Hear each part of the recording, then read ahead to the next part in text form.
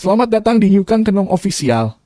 Tekan tombol subscribe, like, dan tinggalkan komentar di bawah serta nyalakan lonceng bila Anda menyukai video-video dari kami.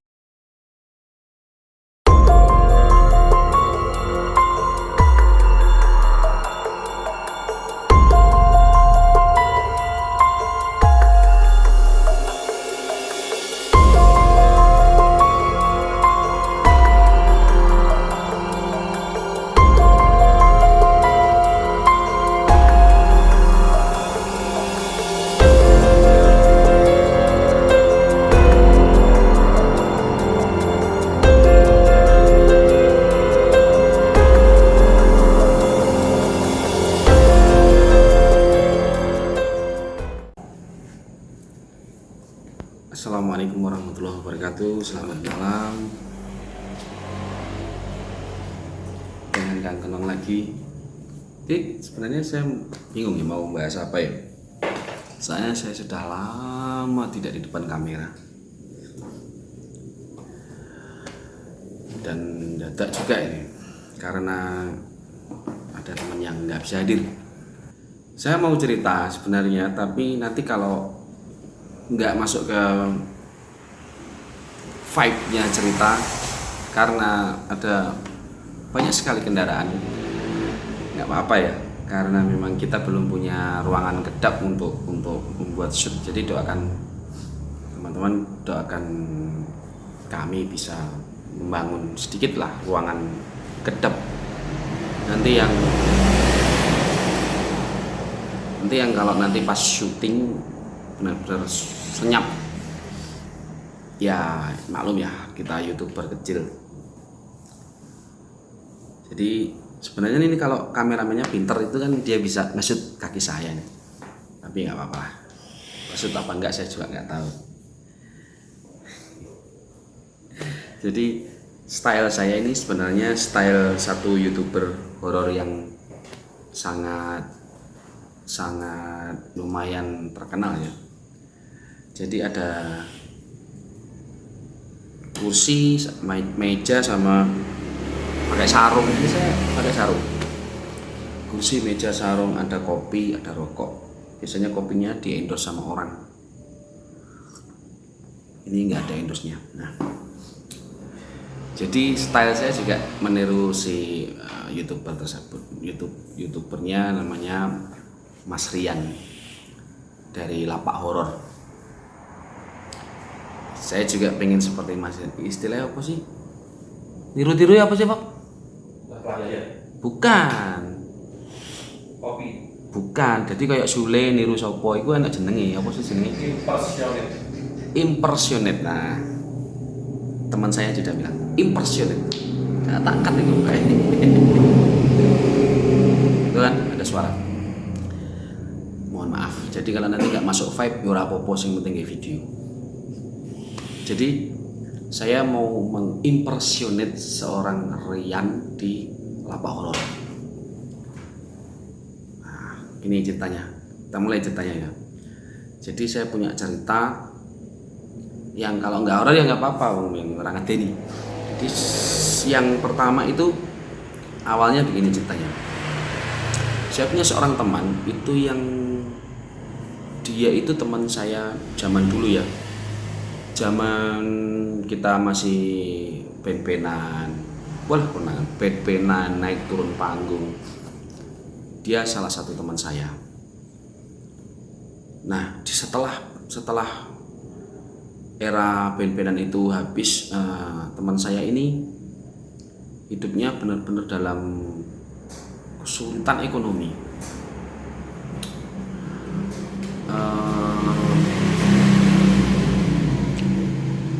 Jadi dia dalam kesulitan ekonomi yang sangat luar biasa. Dia harus menghidupi 2 orang anak, 1 istri.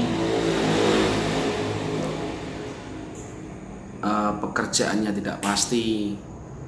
Jangan ngomong gaji, pekerjaan saja sudah tidak pasti.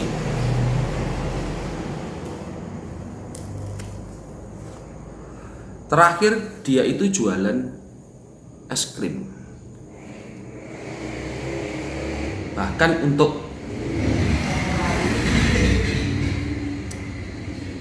untuk membeli ban baru saja dia tidak bisa. Jadi bannya itu ban sepeda untuk jualan es krimnya itu penuh dengan tambalan-tambalan isolasi kertas ini. Kalau bocor ditambal, dipompa lagi. Setiap hari seperti itu. Dia ngetem di pasar, ngetem di trotoar. Nah, suatu ketika anggaplah kita pakai nama aja ya, biar lebih anggap namanya, kita kasih nama Roy gitu ya. Roy. Nah, kita anggap agak ya koyo lapa horor malian. Roy. Nah, si Roy ini pada suatu ketika setelah 15 tahun tidak bertemu dengan saya, si Roy ini datang ke rumah saya. Dia datang, dia bercerita, tolong dong, saya minta tolong. Saya bilang, tolong apa? Dia mengatakan, tolong carikan saya Gus atau Kiai atau bahkan dukun, siapa saja yang bisa melepaskan saya dari sebuah perjanjian terlarang. Nah, suatu ketika dia berada di dalam kesulitan ekonomi, akhirnya si Roy ini memberanikan dirinya, membulatkan tekadnya untuk datang ke sebuah gunung yang ada di Pulau Jawa. Saya tidak akan sebut nama gunungnya karena bisa saja di Jawa Timur, Jawa Tengah, Jawa Barat, bisa saja. Kita tetap bikin anonim itu gunung. Nah, di dalam gunung itu sering ada ritual tentang pesugihan. Nah, si Roy datang ke sana naik bis. Karena dia tidak punya uang, dia pinjam uang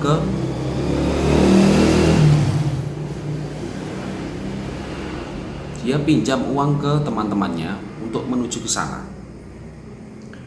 Sesampainya di sana, dia ketemu sama si juru kunci. Setelah itu si juru kuncinya bilang, ada kepentingan apa? Biasalah seperti itu. Akhirnya si Roy mengutarakan kepentingannya dan kesulitannya. Nah, si juru kunci ini lalu memberikan solusi kepada Roy untuk menghadap Sang Ratu.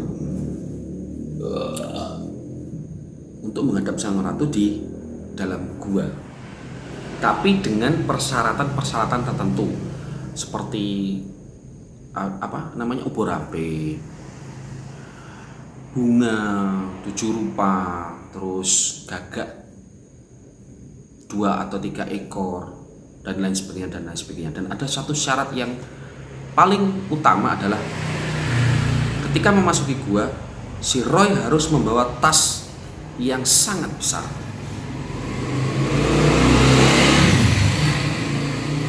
Karena setelah ritual itu selesai, maka tas yang dibawa oleh Roy akan berisi uang.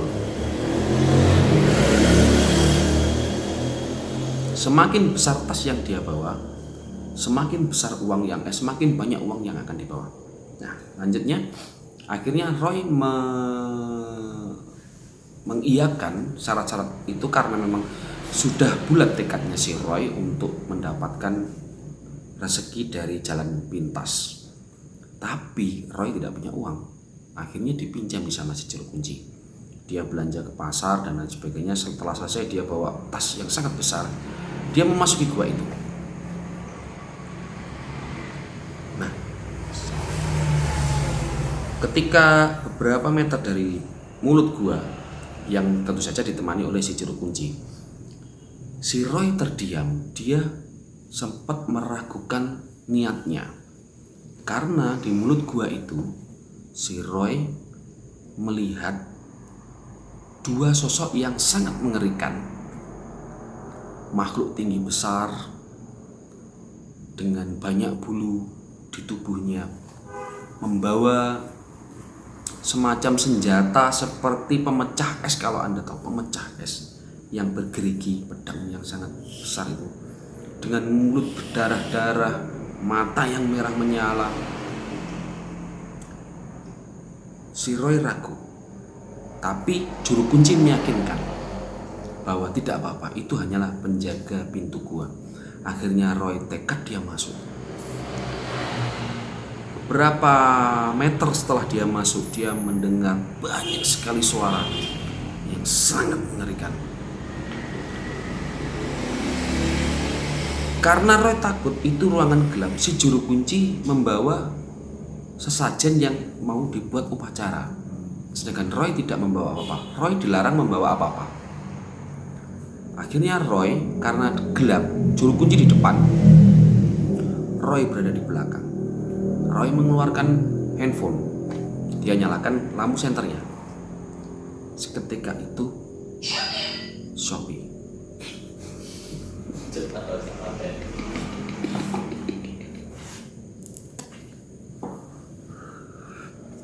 Seketika itu Roy sangat kaget karena suara-suara yang dia dengar, panggilan-panggilan.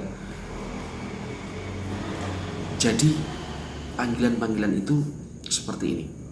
Mas, jangan mas, mas, bali o mas, mas ojo. Dan itu semuanya suara laki-laki. Semuanya suara laki-laki. Mas ojo, mas bali o mas, bali o mas. Ketika Roy menyalakan lampu di handphonenya, dia sorotkan lampu itu ke dinding-dinding gua. Ternyata sosok-sosok mengerikan itu ada di samping kiri dan kanan gua.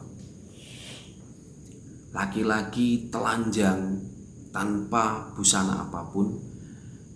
Mereka berada di pinggir gua, dan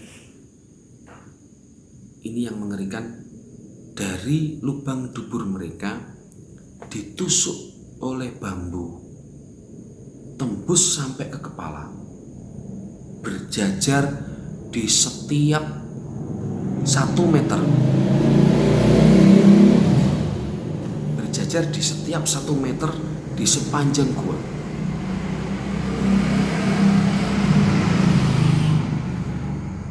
Dalam hati kecil Roy, dia bertanya-tanya, selama ini gua yang sering dilihat Roy itu tidak seperti lorong. Kita tahulah gua seperti apa, mulutnya gua kecil, tapi begitu masuk kadang ada ruangan besar. Jadi tidak seperti lorong. Tapi ini Roy memasuki gua yang lorong. Jadi dia berjalan seolah-olah lama itu berjalannya. Dan di sebelah kiri kanan gua itu ada laki-laki yang telanjang bulat, ditusuk mulai dari lubang dubur sampai ke kepala dengan bambu berdarah-darah, tapi mereka hidup. Dan mereka mengingatkan si Roy, jangan mas, kembali mas, pulang, bali o mas, eling mas gitu. Tapi karena Roy sudah membulatkan tekad, ketika dia teringat kesulitan ekonominya dia, sengsaranya dia jalan terus di belakang juru kunci. Nah, sampailah Roy ke satu ruangan yang bukan agak besar, yang sangat besar di dalam gua itu. Dan di situ Roy mendapatkan lebih banyak laki-laki yang telanjang bulat di situ, tapi tidak ditusuk. Mereka di posisi-posisi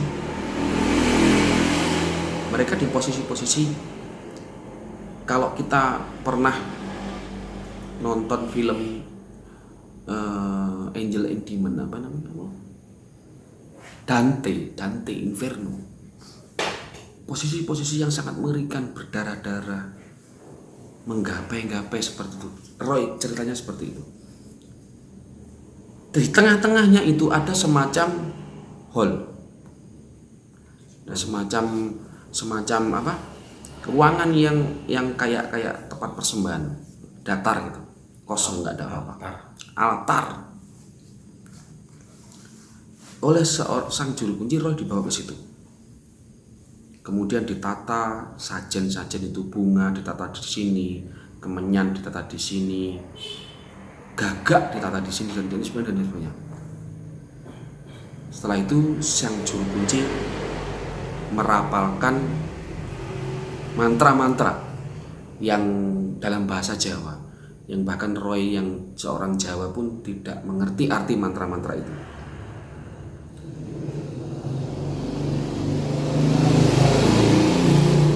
Selang beberapa menit,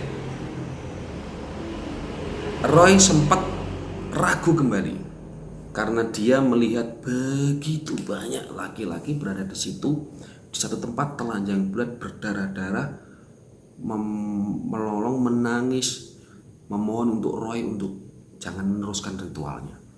Tapi sekali lagi Roy sudah bulat tekadnya. Setelah itu tiba-tiba tercium bau yang sangat harum, yang sangat wangi, entah dari mana. Dan ada suara gemerincing kereta. Ada kereta kuda datang dengan 2 ekor kuda, bisa kita bayangkan 2 ekor kuda putih. Keretanya berwarna emas. Baunya sangat harum. Roy mengatakan seperti itu.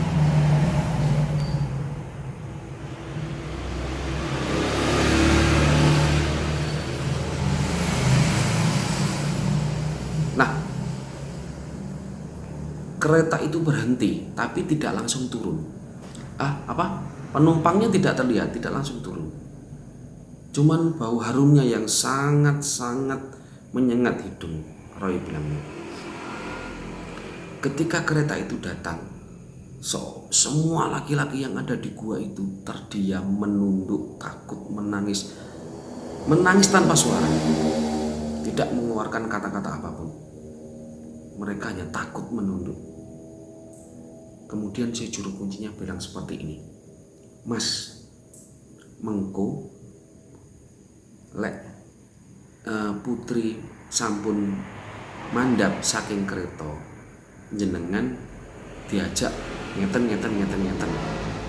Saya akan mengatakan seperti itu saja." Sebenarnya cerita Roy lebih detail, dan Roy mengiyakan. Lah, terus kemudian Roy bertanya, sebelum mengiyakan Roy bertanya, "Putrine kados nopo, Pak?" Si juru kunci mengatakan, intinya mengatakan bahwa si Roy tidak akan pernah melihat seorang wanita yang jauh, yang lebih cantik daripada putri ini, karena putri ini sangat cantik. Selang beberapa saat, si putri turun dari kereta, dan benar sangat cantik. Belum pernah Roy melihat seorang wanita secantik putri ini. Dan seketika itu Roy jatuh cinta. Nah, putri ini turun dari kereta dengan senyum yang sangat menawan. Tapi dalam hati Roy mengatakan senyum itu sangat mengerikan. Turun dari kereta, berjalan di setiap langkahnya si putri. Setiap langkahnya si putri, si Roy ini merasa semakin takut.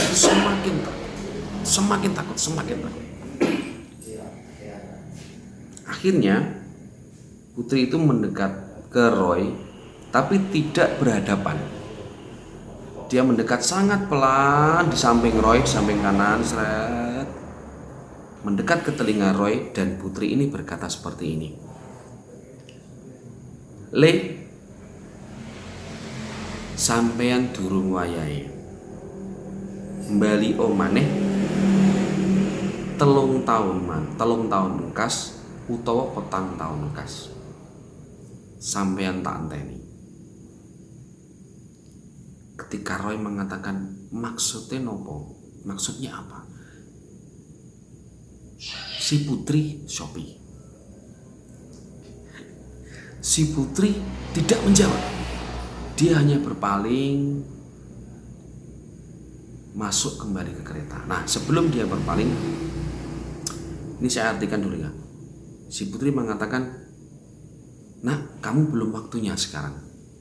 Kembali saja 3 atau 4 tahun lagi, kamu saya tunggu." Nah, ketika putri itu berpaling, bau harum yang sangat menyengat sangat menyengat hidungnya Roy berubah menjadi bau yang sangat busuk, sangat menyengat, sangat menyengat. Bahkan Roy begitu mual, pengen muntah melihat itu. Bau busuk, bau angin, darah, bau busuk yang keluar dari tubuhnya si putri ini hampir-hampir tidak bisa ditahan Roy. Dan yang paling mengerikan ketika si putri ini sesaat sebelum naik kereta, dia menoleh ke arah Roy, dan apa yang dilihat Roy benar-benar mencengangkan. Dia bukan seorang putri, tapi wajahnya wajahnya adalah seorang nenek-nenek yang sangat keriput, yang kulitnya mengeluarkan borok, luka yang gak pernah sembuh, nanah, matanya masuk ke dalam, hitam, tangan-tangannya keriput, kuku-kukunya panjang, dan pakaian yang sangat indah itu benar-benar compang-camping. Dan Roy sangat kaget. Setelah itu Roy pingsan. Setelah Roy pingsan, nah ini kita potong ya. Akhirnya intinya Roy ini gagal untuk mendapatkan pesugihan. Nah, karena itu, ketika Roy datang ke rumah saya, ini kita balik lagi ya. Ini sudahan. Ketika Roy datang ke rumah saya, dia mengatakan ini sudah 3 tahun sejak dia melakukan ritual awal perjanjian. Nah, Roy betul-betul dihantui oleh si ini, jinnya ini. Setiap malam didatangi, disuruh ke sana. Setiap malam didatangi, disuruh ke sana. Dan datang dengan wujud putri yang sangat cantik seperti yang dilihat pertama kali. Tapi karena Roy sudah membulatkan tekad, dia tidak mau datang ke sana. Dia datang ke rumah saya untuk meminta bagaimana caranya perjanjian ini dilepas. Akhirnya malam itu juga sekitar jam 11 malam, saya ajak Roy ke rumah salah satu Gus di daerah saya, kota saya. Dan kebetulan Gus itu juga belum tidur pada saat itu. Dan dia mengatakan, "Oke Mas, perjanjian itu bisa kita lepas. Tapi ada 3 konsekuensi yang akan sampean tanggung. Yang pertama, 3 konsekuensi yang akan sampean tanggung. Sampean siapa Pak? Roy ragu. Kalau sampean mau ke sana, ke gunung itu sekarang malam ini, sampean kaya pulang Mas. Uang sampean akan sangat banyak, bermiliar-miliar. Tapi kalau sampean mau memutus perjanjian itu, ada 3 konsekuensi. Yang pertama, sampean akan sangat miskin, lebih miskin dari sebelumnya. Yang kedua, sampean akan jatuh sakit dan tidak akan bisa sembuh. Yang ketiga,